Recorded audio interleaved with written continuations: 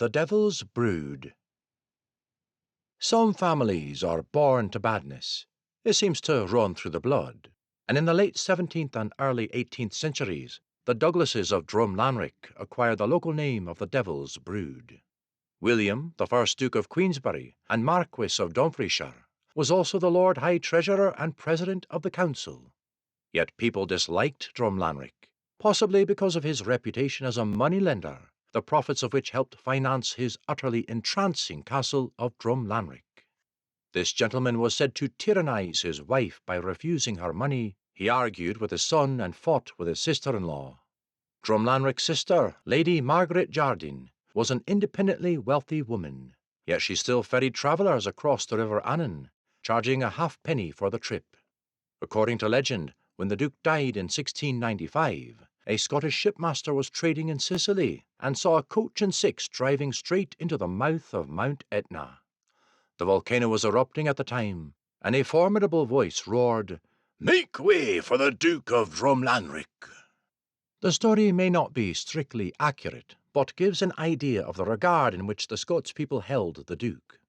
He died in Queensberry House in Edinburgh, a building that held infamy in later years.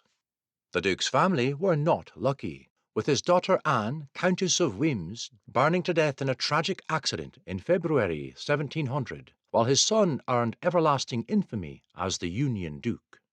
He was one of the men who signed the Treaty of Union in 1707, accepting payment of £12,325 from the London Parliament.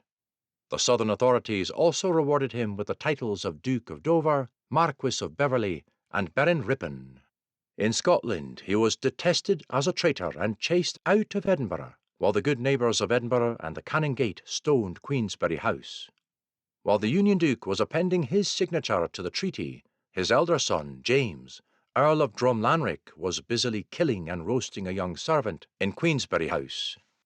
The good citizens of Edinburgh nodded sagely and told each other that his family troubles were God's judgment on him for signing the Union.